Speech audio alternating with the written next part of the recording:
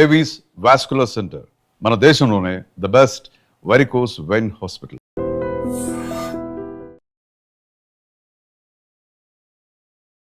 వచ్చి ఒక primary doubt, TRS ఏర్పాటు చేసుకుంటున్నటువంటి బహిరంగ సభల బీఆర్ఎస్ వేడుకల ఏంటి అసలు యాక్చువల్గా ఏం జరగబోతోంది వరంగల్లో? ఇప్పుడు మీ పేరు కవిత, మీరు ఈ పేరు వద్దనుకొని ఒక గెజెట్ పబ్లికేషన్ ద్వారా ఇంకొక పేరు పెట్టుకుంటారు. మనిషి అయితే మీరే కదా, నేనే ఉంటా. పేరు మారినంత మాత్రాన మీ బర్త్డే మారుతుందా, లేకుంటే మీ బర్త్డే సంబరాలు మార్చుకుంటారా? అసాధ్యం కాదు కదా. కాబట్టి టీఆర్ఎస్ కూడా అంతే. టీఆర్ఎస్ అనేది ఒక పార్టీ, ఆ పార్టీ పేరు మార్చుకున్నంత మాత్రాన ఆవిర్భావ దినం మారదు, దాని వయస్సు మారదు. కాబట్టి ఇంకో బర్త్డే ఉండదు దానికి. కాకపోతే దిశా నిర్దేశం అనేది ఉంటుంది, ఏ గమ్యంకు వెళ్ళాలి, ఏ లక్ష్యంతో పనిచేయాలని. ఇప్పుడు ఉద్యమ పార్టీ, రాజకీయ పార్టీ, ఆ తర్వాత జాతీయ పార్టీ, ఇప్పుడు ఏంటి అనేది ఒక క్వశ్చన్ మార్క్ అక్కడ కనిపిస్తుంది కదా ప్రస్థానంలో. ఈ మజిలీని ఎట్లా చూస్తారు మీరు? అంటే ఉద్యమ పార్టీగా మొదలై తెలంగాణ రాష్ట్ర సమితి పేరుతో స్టార్ట్ అయ్యి భారత రాష్ట్ర సమితిగా ఎదిగింది అది. అయితే ఎదుగుదలలో కొన్ని డిఫెక్ట్స్ వచ్చాయి, మ్యానుఫ్యాక్చరింగ్ డిఫెక్ట్స్. భారత రాష్ట్ర సమితిగా పేరు ఆ రోజుల్లో ఉన్న పరిస్థితుల్లో దేశవ్యాప్తంగా మనం విస్తరించాలి, భారతదేశ నైసర్గిక భౌగోళిక పరిస్థితులను బాగా కేసీఆర్ గారు అధ్యయనం చేశారు 5-6 నెలలు చేసి, మన అవసరం దేశం మొత్తం ఉంది, తెలంగాణను మనము ప్రజల ఆకాంక్షలకు అనుగుణంగా తీర్చిదిద్దగలిగాము. ఒక 3 సంవత్సరాల ముందు నుంచి ఆయనే రెండవ టర్మ్ స్టార్ట్ అయిన తర్వాత తన పథకాల వల్ల వచ్చే ఫలితాలను పెద్ద ఎత్తున అన్ని భాషలలో, మహారాష్ట్రలో మరాఠీ భాషలో, బెంగాలీ భాషలో కలకట్టాలో, ఇట్లా ప్రతి దగ్గర కూడా, హిందీలో, నార్త్ ఇండియన్, పంజాబీలో, ఇట్లా అన్ని భాషలల్లో ఫ్రంట్ పేజీలలో యాడ్స్ వచ్చాయి గవర్నమెంట్ తరఫున, డిఐపిఆర్ తరఫున. ఆయన ఏమనుకున్నాడంటే, నా గురించి దేశమంతా కూడా పాజిటివ్ టాక్ ఉంది కాబట్టి నేను భారతదేశ వ్యాప్తంగా విస్తరిస్తే ఒక 3వ జాతీయ పార్టీ కాగలుగుతా.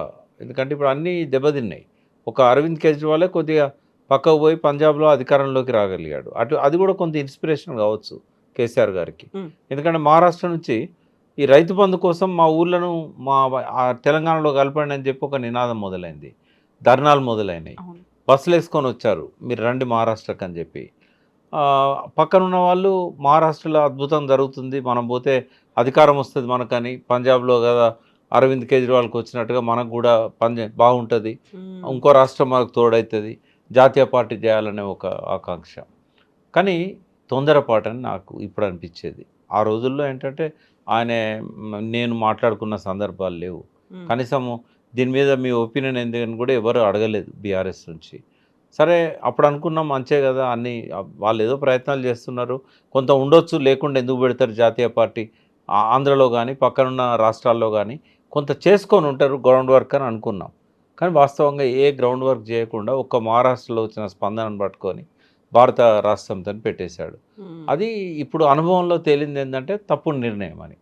ఆ తర్వాత ఎలక్షన్స్ రిజల్ట్స్ వచ్చిన తర్వాత ఒక్కసారి కూడా ఇటు అస్సాం కావచ్చు, ఆంధ్రప్రదేశ్ కావచ్చు, మీరు అన్నట్టుగా మహారాష్ట్ర, ఎక్కడి నుంచి కూడా అక్కడ ప్రతినిధులు, అక్కడ ఉన్నటువంటి అధ్యక్షులు వచ్చి మాట్లాడలేదు, ఈయన కూడా వెళ్ళి వాళ్ళని కలవలేదు కదా. అంటే వాళ్ళు ఎన్నోసార్లు ఫోన్లు చేశారని చెప్పారు. నేను కూడా మహారాష్ట్రలో ఉన్న ఈ బీఆర్ఎస్ టీం లీడర్లతో సంబంధం ఉండే నాకు, ఎందుకంటే అప్పుడు మీటింగ్స్ పెట్టినప్పుడు నేను పోయినాను పరిశీలించుదామని.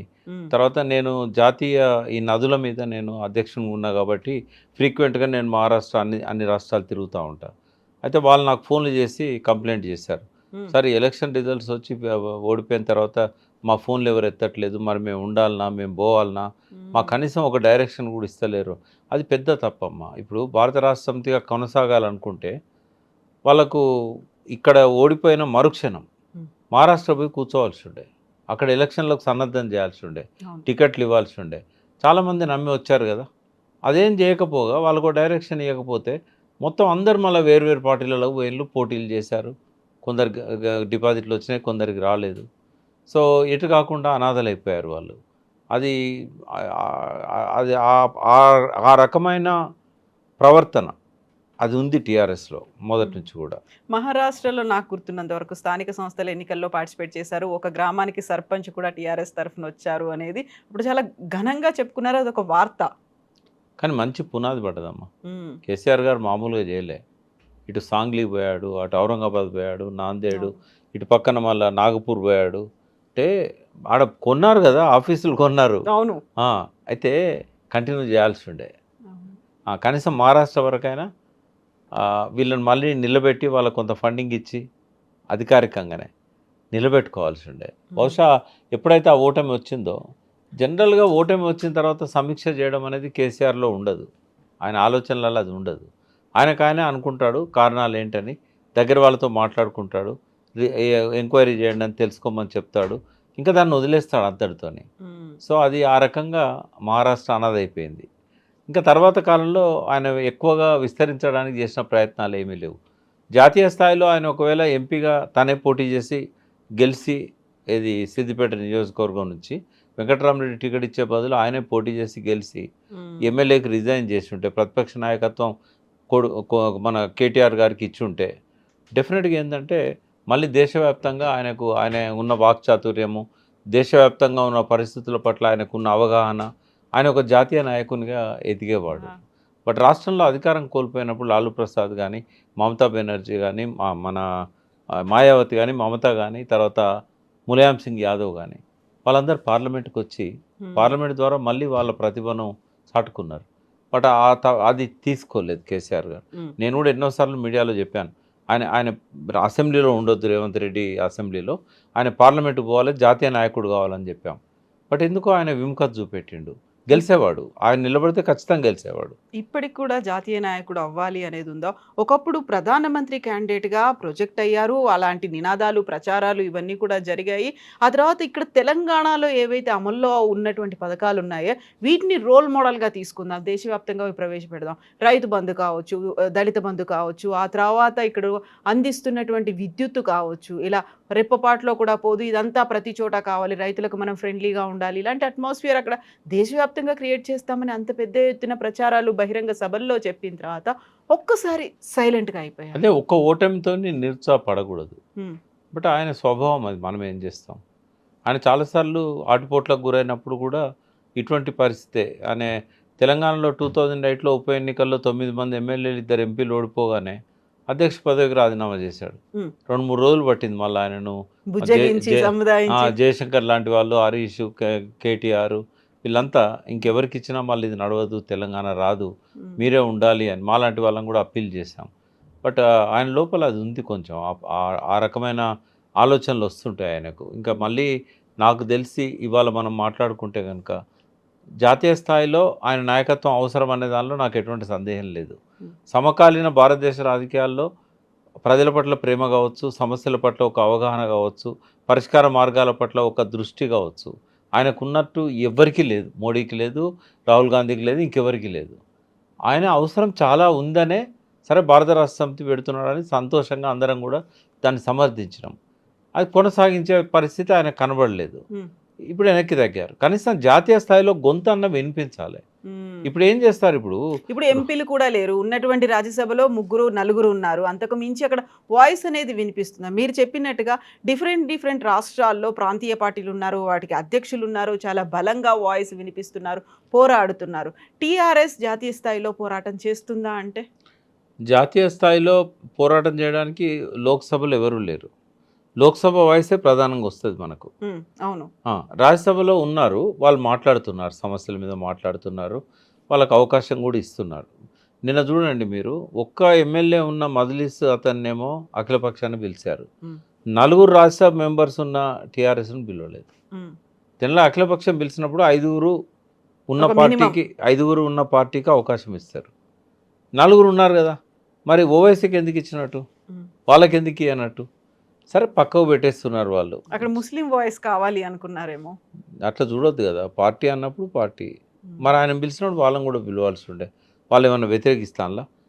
బ్లాంక్ చెక్ ఇచ్చారు, మోడీ గారు తీసుకునే ఏ చర్యనైనా మేము సమర్థిస్తాం, అఖిలపక్షంలో నిర్ణయం అయ్యే ఏ అంశాన్నైనా మేము సమర్థిస్తామని చెప్పారు. అంటే పిలవాల్సి ఉండే మర్యాద కోసం. కొన్ని రూల్స్ అప్పుడప్పుడు ఎట్లయితే ఓవైసీ కోసం ఎగ్జామ్ట్ చేశారో బీఆర్ఎస్ కోసం కూడా చేయాల్సి ఉండే. ఇప్పటికైనా అమ్మ, రేపు రాజ్యసభకి ఏమన్నా, ఇప్పుడు సురేష్ రెడ్డి గారిది అయిపోతున్నది, అట్లాంటి అవకాశం వచ్చినప్పుడు కేసీఆర్ గారు ఖచ్చితంగా రాజ్యసభ ద్వారానైనా జాతీయ స్థాయికి వెళ్ళాలి. ఈ రోజు తిట్లు తినుకుంటా రేవంత్ రెడ్డి అసెంబ్లీలో ఉండాల్సిన అవసరం లేదు కేసీఆర్ గారికి. ఇప్పుడు అలాంటి అనౌన్స్‌మెంట్ కానీ కనీసం అలాంటి ఆలోచన ఏదైనా చేస్తున్నారా? నేను మళ్ళీ జాతీయ రాజకీయాల్లోకి వెళ్ళాలి. ఢిల్లీకి ఆయనే వెళ్ళాలి. కాదు ఎందుకో చక్రం తిప్పకపోయినా పర్లేదు. అందరిని వాయిస్ ఏకం ఉండాలి చేయకపోతే కదా, ఆ! వాయిస్ ఉండాలి కదా. అటువంటిదేం కనబడతలేదు. మెదక్లోనే ఆయనే మన సిద్దిపేట నుంచే వెంకటరామరెడ్డి బదులు ఆయనే ఉంటే కనుక అవకాశం వచ్చేది. హ్మ్. ఇప్పటికైనా రాజ్యసభ పోవడం మంచిదని నాలాంటి వాడి అభిప్రాయం. రెండవది ఇప్పుడు సభలో చాలామంది చాలా ఎక్స్పెక్ట్ చేస్తున్నారు. అయితే టీఆర్ఎస్‌కు కలిగే ప్రయోజనం ఏంది అనే దాని మీద మాట్లాడదాం. సరే నేనైతే టీఆర్ఎస్ అనే చెప్తుంటా. అది బీఆర్ఎస్ అయినా కూడా ఎప్పుడు కూడా నాకు మీ మీరు ఆ వ్యవస్థాపక దాంట్లో మెంబర్‌గా ఉన్నారు. బీఆర్ఎస్ దాంట్లో మీ ప్రాతినిధ్యం పెద్దగా లేదు జీరో కాబట్టి. జీరో. అయితే టీఆర్ఎస్, బీఆర్ఎస్ అయినా ఇవాళ ఈ సభ వాళ్ళకి చాలా అవసరం. హ్మ్. ఎందుకు అవసరము అనంటే పార్లమెంట్ ఎలక్షన్‌లో 0 అయింది. ఓట్ల శాతం కూడా 15 పడిపోయింది. పర్ఫార్మెన్స్ కూడా బాలేదు అస్సలు. హ్మ్. కాబట్టి పార్టీ లేదిగా కేసీఆర్‌దేం నడవదు. రేవంత్ రెడ్డి అన్నట్టుగా ఇంకా తుడిచి పెడతాను, అడుగుజాడలు దుడిపేస్తాను. అసలు కేసీఆర్ అనేవాడికి ఇంకా భవిష్యత్తు లేదు. హ్మ్. ఇట్లాంటి మాటలు చాలా విన్నాం మనం. బట్ అది తప్పు అనేది ఈ సమాజానికి ఒక సందేశం ఈ సభ హ్మ్. ద్వారా ఇవ్వబోతున్నారు. ఒకటి జన ప్రదర్శన. నేను ఖచ్చితంగా నమ్ముతున్నా గతంలో పెద్ద బహిరంగ సభలన్నీ నేను చూశాను హ్మ్. 25 సంవత్సరాల్లో. అన్నిటికంటే ఇది గొప్పగా ఉంటుందని నేను నమ్ముతున్నా. ఆ ఏర్పాట్లు కూడా అట్లాగే ఉన్నాయి. ఓకే. రెండవది ఏంటంటే ఎప్పుడు ఎండలనే జరిగేది. ఏప్రిల్ 27 ఏప్రిల్ ఎప్పుడు 27 అంటే ఎండాకాలమే. హ్మ్. ఎండాకాలమే కదా ఏప్రిల్ 27. కాకపోతే డే ఎర్లీగా స్టార్ట్ అయ్యేది. నైట్ వరకు కంటిన్యూ అయ్యేది. ఆ! రేపు మాత్రం అలా ఉండదు. ఆ! రేపు 6:00 స్టార్ట్ అవుతది. 8:00 కల్లా ఎవరు మాట్లాడరమ్మా. హ్మ్. కళాకారులు పాటలు పాడతారు. ఆయన వచ్చే ముందు ఆ జిల్లా వరంగల్ జిల్లాలో పెడుతున్నాం కాబట్టి జిల్లా అధ్యక్షులు ఎవరన్నా ఉంటే ఆయన ఒక్కడు మాట్లాడతాడు. ఆయనను పిలుస్తాడు. 2 నిమిషాలు మాట్లాడి ఆయనను పిలుస్తాడు. హ్మ్. ఆయనకు మైక్ ఇచ్చేస్తారు. కాబట్టి ఇంకెవరు మాట్లాడరు. మూడో వ్యక్తి మాట్లాడడు. 2, 3 గంటల నుంచి రసమయి బాలకిషన్ టీం అంతా పాటలు పాడుతా ఉంటది. మళ్ళొకసారి ఎండ దెబ్బ గురించి వాళ్ళు ఆలోచించకుండా వాళ్ళ ఆలోచనలను పాటల దిక్కు మలుపుకుంటాడు హ్మ్. కొంతవరకు.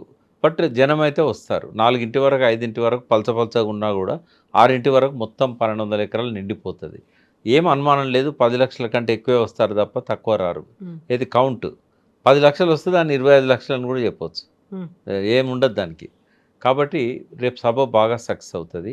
ఒక ఇతర పార్టీలకు ఒక మెసేజ్ కూడా పోతది. గోడ దునకాలనుకున్న వాళ్ళు ఇటు దిక్కే దునుకుతారు. ఇక అటు దునకరు. హ్మ్. గోడ మీద ఉన్న వాళ్ళు ఎవరన్నా ఉంటే ఇటు దునుకుతారు.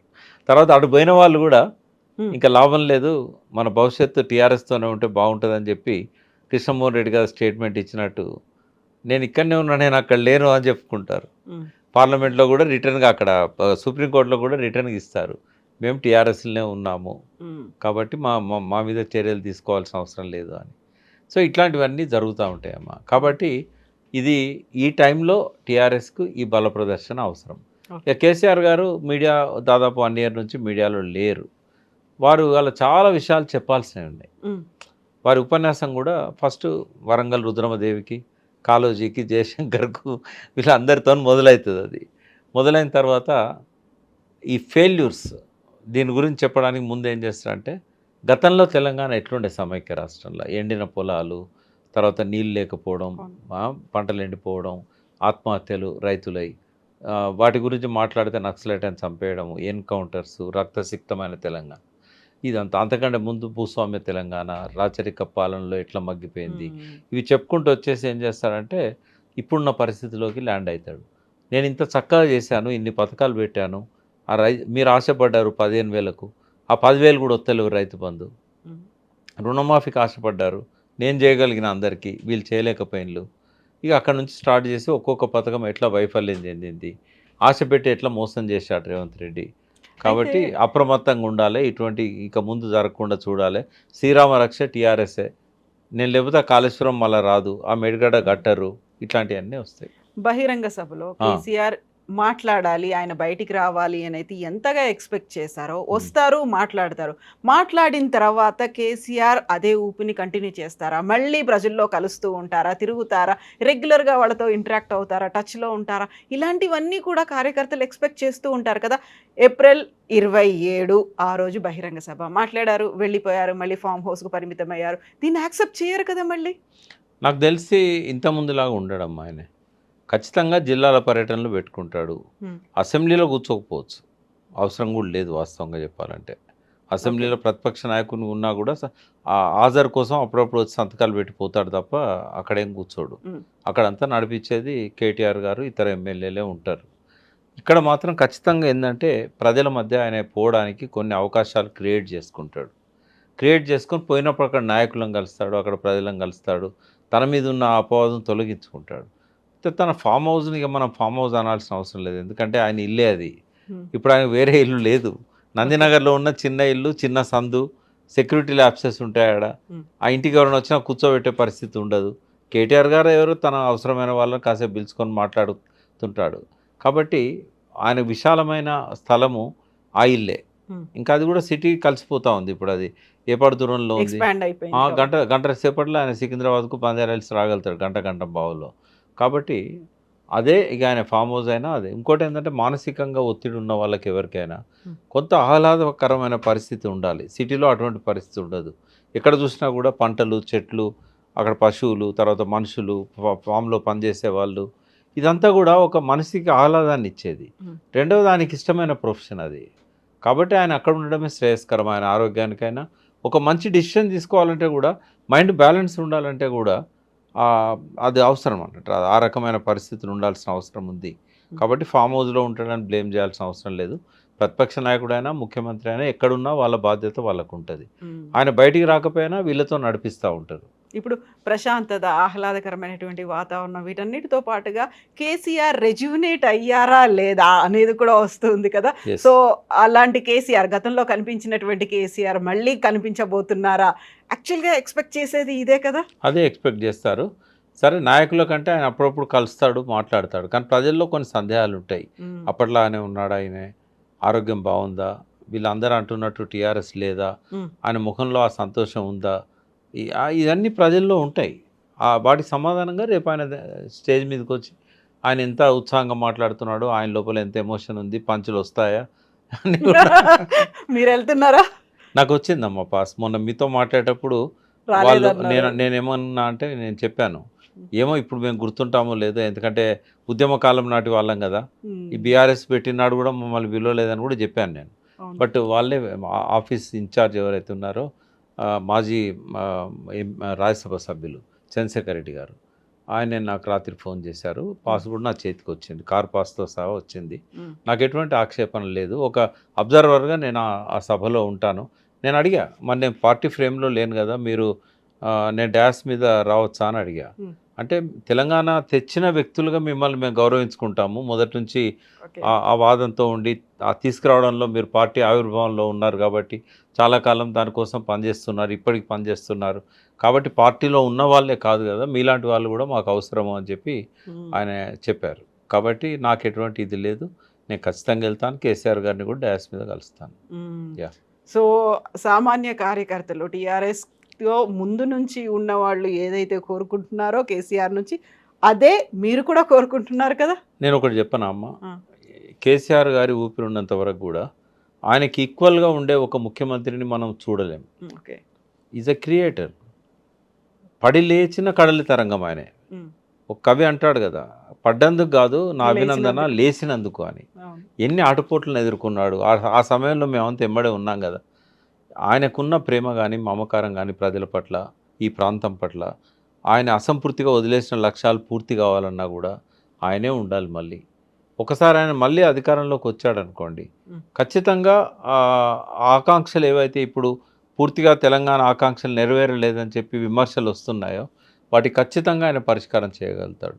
ఇంకోటి ఆయనతో ఈ 25 ఏళ్ళ స్నేహం ఏదైతే ఉన్నదో, అందరికి 25, నాకు 26 ఏళ్ళు, అంతకంటే ఒక సంవత్సరం ముందు నుంచి ఆయనతో ఉన్నాం కదా. ఖచ్చితంగా ఆయనకు ఆల్టర్నేటివ్ ఎవరు లేరు.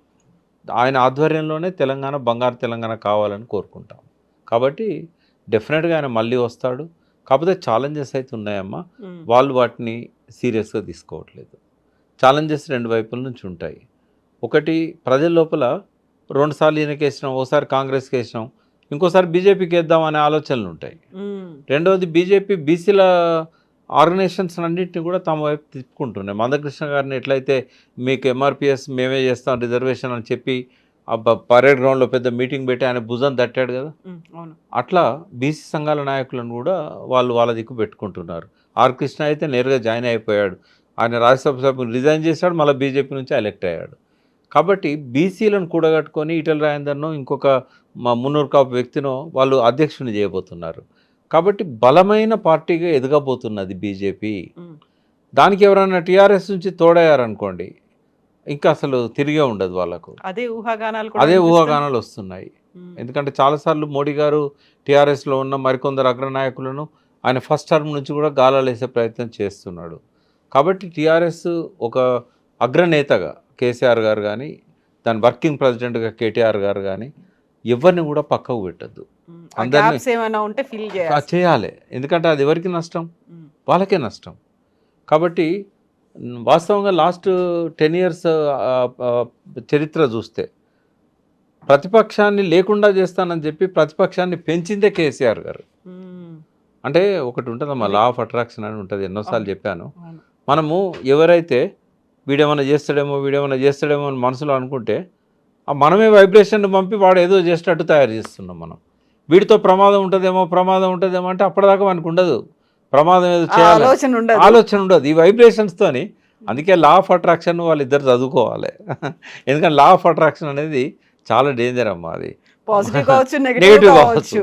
మనం ప్రమాదం జరుగుద్దేమో అంటే జరుగుతుంది, ప్రమాదం జరగొద్దు అనుకుంటే జరగదు. కాబట్టి వాళ్ళు కొంతమందిని పక్క పెట్టాలనుకున్నా, కొంతమంది పట్ల వాళ్లకు ఏదన్నా ఒక అవిశ్వాసమో ఇట్లాంటి అపనమ్మకమో ఉన్నా కూడా కలుపుకొని ముందుకు పోతే ఇందులో చీలిక రాదు. రెండవది బీసీలను కూడా వాళ్ళకు ఎజెండా ఇవ్వాలి. ఇది సందర్భం కాదు ఈ సభ, కానీ రాబోయే రోజుల్లో చెప్పాల్సిన అవసరం. గతంలో 2003లో BC agenda, SC agenda, SC ఎస్టీల ఎజెండా, దళిత ఎజెండా, ఆ సంబంధిత కులాలలో ఉన్న మేధావులను వాళ్ళని పిలిచి కూర్చోబెట్టి ఇద్దరు పాలసీలు తయారు చేశారు. సో ఇప్పుడు అవసరం ఉంది. ఇప్పుడు అన్ని కులాలకు వాళ్ళ మేమెంతో మాకంతా అనే ఒక నినాదం ఉంది కదా. ఆ నినాదం ప్రకారంగా మేము ఏమిస్తాం? కేవలం స్కాలర్షిప్లు లేకుంటే ఫైనాన్స్ కార్పొరేషన్ పెట్టి ఆటోలు కొనిస్తాం, షాపులు పెడితే ఇది కాదు వాళ్ళు కోరుకుంటున్నది. ఎవరికి వాళ్ళు ఇంకా ఎక్కువ ఎక్స్పెక్ట్ చేస్తాం. మాలాంటి వాళ్ళని కూర్చోబెట్టుకుంటే చాలా విషయాలు చెప్తాం. ఎజెండా ఎట్లుండాలి, దళిత ఎజెండా ఎట్లుండాలి, బీసీ ఎజెండా ఎట్లుండాలి. ఎందుకంటే గ్రౌండ్ నుంచి అందరితో సంబంధాలు ఉన్న వ్యక్తులుగా వాళ్ళు ఏం కోరుకుంటున్నారో మాకు తెలుస్తుంది. వాళ్ళు ఆయన దగ్గర పోలేరు, చెప్పలేరు. మధ్యలో ఉన్న వాళ్ళకి అవసరం లేదు, వాళ్ళు పట్టించుకోరు. టికెట్ ఇస్తే చాలు మేము గెలుస్తాం అనుకుంటారు, లేకుంటే మా దగ్గర నోట్లోనే మేము గెలుస్తామని అనుకుంటారు. కానీ ఆ కన్సర్న్ ఉద్యమంలో పాల్గొన్న నాకు ఉంటుంది, నిరంజన్ రెడ్డికి ఉంటుంది, కేటీఆర్కి ఉంటుంది, కవితకు ఉంటుంది, జగదీశ్వర్ రెడ్డికి ఉంటుంది. ఆ పార్టీలో మొదటి నుంచి ఉద్యమంలో ఉన్న వాళ్ళకు బాల్క సుమన్కి ఉంటుంది, దాదర్ కిషోర్కి ఉంటుంది. ఆ మమకారం, ఆ ప్రేమ, ఆ ఉద్యమంతో మాతో పాటు కలిసి వచ్చిన వాళ్ళకు ఉంటుంది. కాబట్టి మాలాంటి వాళ్ళను కూర్చోబెట్టుకొని తెలంగాణకి ఇంకేం చేయాలి, ఎందుకు అసంతృప్తి ఉంది హరగోపాల్ గారికి, కోదండరామ్ గారికి, వీళ్ళందరికీ ఎందుకు అసంతృప్తి ఉంది? మొన్న మీటింగ్లో చెప్పారు మా ఆకాంక్షలు నెరవేరలేదు అని. ఎందుకు నెరవేరలేదు? బి నరసింహారావు గారు గర్వించదగ్గ బిడ్డ తెలంగాణకు. ఆయన ఎందుకు ప్రజాస్వామ్యం లేదన్నాడు 9.5 yearsలో. ఎన్కౌంటర్స్ లేవు, ఒకటే ఎన్కౌంటర్, అది కూడా కేసీఆర్ భారతదేశంలో లేనప్పుడు జరిగింది, వచ్చినాక ఆపేశాడు. మరి 9 ఏళ్ళు ఒక్క ఎన్కౌంటర్, బూడక ఎన్కౌంటర్ లేదు, రియల్ ఎన్కౌంటర్ లేదు, మరి ఎందుకు ప్రజాస్వామ్యం లేదన్నాడు ఆయనే. ఇట్లాంటివన్నీ కూడా చర్చించి ఒక అద్భుతమైన పాలనను అందించాలని అనుకుంటాం. అయితే బీజేపీ నుంచి వచ్చే ప్రమాదాన్ని నివారించాలంటే ఈ ఎజెండాలన్నీ ఓ సంవత్సరం లోపు తయారు కావాలి, అందరికీ అందాలి, మేము సిద్ధమని ప్రకటించాలి. ఇప్పుడు ఒక చూచాయగా దానికి సంబంధించిన ఒక ప్రకటన ఖచ్చితంగా ఆయన స్పీచ్లో రావాలి. ఎవరికి వాళ్లకు మేమెంతో మాకంతా అనే బీసీలలో ఒక ఆవేదన ఉంది, కులగణన సరిగా జరగలేదు, మేమున్నాం, మేము మళ్ళీ వచ్చినప్పుడు తప్పకుండా లోటుపాట్లను సవరించుకుంటాం, మంచి పాలన, సుపరిపాలనను మీకు అందిస్తామనే ఒక సందేశాన్ని మాత్రం ఇవ్వాల్సిన అవసరం ఉంటుంది. ఎస్ ప్రకాష్ గారు, థ్యాంక్ యూ సో మచ్ అండి. Thank you.